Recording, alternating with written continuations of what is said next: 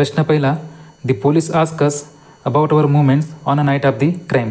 आता या प्रश्नामध्ये इथे क्राईम जो शब्द आला आहे, क्राईम या शब्दाचा अर्थ होतो अपराध किंवा गुन्हा, आणि या ठिकाणी night of the crime, night of the crime म्हणजे गुन्ह्याची रात्र किंवा अपराधाची रात्र.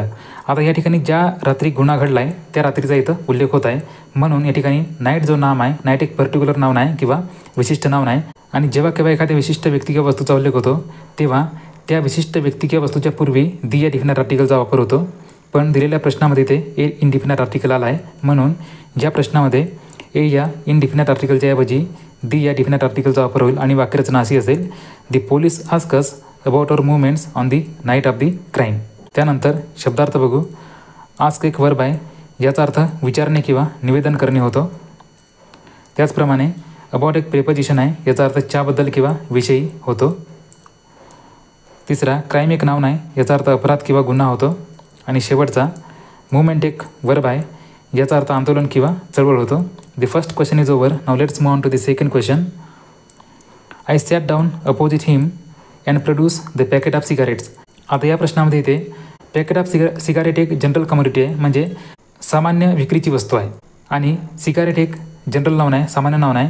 आणि सामान्य नावाच्या पूर्वी कधीही दी डिफिनेट आर्टिकल येत नाही, तर ए या इनडिफिनेट आर्टिकलचा वापर होतो. म्हणून या प्रश्नामध्ये दीला रिमूव्ह करून ए या इनडिफिनेट आर्टिकलचा वापर होईल आणि वाक्यरचना अशी असेल, I sat down opposite him and produce a packet of cigarette. कारण सिगारेट एक सामान्य नाव नाही आणि सामान्य नावाच्या पूर्वी दी डिफिनेट आर्टिकल येत नाही, म्हणून या ठिकाणी आपण ए या इनडिफिनेट आर्टिकलचा वापर केला आहे.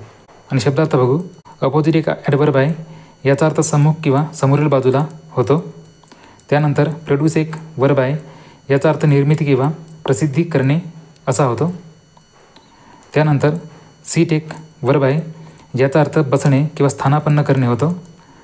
चौथा हिम एक प्रोनाउन आहे, याचा अर्थ मराठीमध्ये त्याला होतो आणि हा एक तो या सर्वनामाची द्वितीय विभक्ती आहे. तिसरा प्रश्न, after नोविंग truth they took the right decision in the matter. आता या प्रश्नामध्ये इथे ट्रथ एक भाववाचक नाम आहे, म्हणजे ॲब्स्ट्रॅक्ट नाव नाही. आणि ॲब्स्ट्रॅक्ट नामाच्या पूर्वी म्हणजे भाववाचक नामाच्या अगोदर दी या डिफिनेट आर्टिकलचा वापर होतो.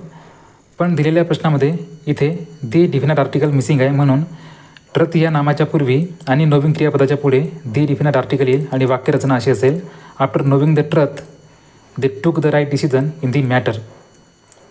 त्यानंतर शब्दार्थ बघू. आफ्टर एक प्रेपोजिशन आहे, याचा अर्थ नंतर आणि मागोमाग असा होतो. दुसरा नो एक वर्ब आहे, याचा अर्थ माहीत किंवा परिचित असणे होतो. तिसरा ट्रथ एक नाव नाही, म्हणजे भाववाचक नाम आहे, याचा अर्थ सत्यता किंवा खरेपणा होतो.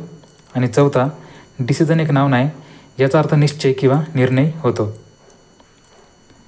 चौथा प्रश्न, I go to the temple as often as I find time. आता या ठिकाणी टेम्पल एक सामान्य नाव नाही आणि सामान्य नामाच्या पूर्वी कधीही दी डिफिनेट आर्टिकल येत नाही, म्हणून या ठिकाणी दी या डिफिनेट आर्टिकलला रिमूव्ह करून ए या डिफिनेट आर्टिकलचा वापर होईल आणि वाक्यरचना अशी असेल, I go to a temple as often as I find time.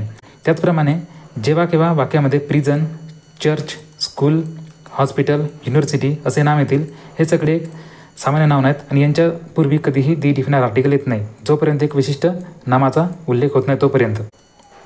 शब्दार्थ बघू. फाइंड एक वर्ब आहे, ज्याचा अर्थ मिळविणे किंवा प्राप्त करणे होतो. त्याचप्रमाणे टेम्पल एक नाव नाही, याचा अर्थ देऊळ किंवा मंदिर होतो. तिसरा गो एक वर्ब आहे, याचा अर्थ जाणे किंवा पुढे जाणे होतो. आणि चौथा ॲज ऑफन ॲज, याचा अर्थ जितक्या वेळा असा होतो आणि याचा उपयोग फ्रिक्वेन्सी ऑफ टाईम किंवा अननोन नंबर इंडिकेट करण्याकरिता केला जातो. प्रश्न पाचवा, in the background they could hear John laughing and joking loudly. John was the life and soul of any party and he was cracking a joke every few minutes. आता या प्रश्नामध्ये John एक नाव नाही आणि जॉनचा संबंध पार्टी या नामाशी दाखवला आहे. आता जॉन ज्या पार्टीमध्ये उपस्थित आहे ती एक विशिष्ट पार्टी आहे, म्हणजे एक पर्टिक्युलर नाव नाही. आणि जेव्हा केव्हा एखाद्या विशिष्ट नामाचा किंवा गोष्टीचा किंवा वस्तूचा उल्लेख केला जातो तेव्हा त्या विशिष्ट नामाच्या आधी डिफिनेट आर्टिकलचा वापर होतो. पण दिलेल्या प्रश्नामध्ये एनी ॲडजेक्टिव्हचा वापर झालेला आहे आणि एनी ॲडजेक्टिव्हचा अर्थ होतो कोणी, काही, थोडे किंवा कोणीही, आणि याचा वापर सामान्य परिस्थितीचा वर्णन करण्याकरिता केला जातो. आणि दी या डिफिनेट आर्टिकलचा वापर विशिष्ट वस्तूचा निर्देश करण्याकरिता होतो. म्हणून या ठिकाणी पार्टी एक विशिष्ट म्हणजे पर्टिक्युलर नाव नाही, म्हणून एनी या ॲडजेक्टिव्हच्या ऐवजी दी या डिफिनेट आर्टिकलचा वापर होईल आणि वाक्यरचना अशी असेल. In the background they could hear John laughing and joking loudly. John was the life and soul of the party and he was cracking a joke every few minutes. त्यानंतर शब्दार्थ बघू. लाऊडली या ठिकाणी एक ॲडवर्ब आहे, याचा अर्थ मोठ्याने किंवा प्रबळपणे असा होतो. दुसरा, सोल एक नाउन आहे, याचा अर्थ आत्मा, सत्व किंवा उदात्त वृत्ती होतो. आणि तिसरा, पार्टी एक नाउन आहे, याचा अर्थ संमेलन किंवा मेजवानी होतो. चौथा, क्रॅक एक वर्ब आहे, याचा अर्थ या प्रश्नामध्ये विनोद करणे या अर्थ याला वापरला आहे.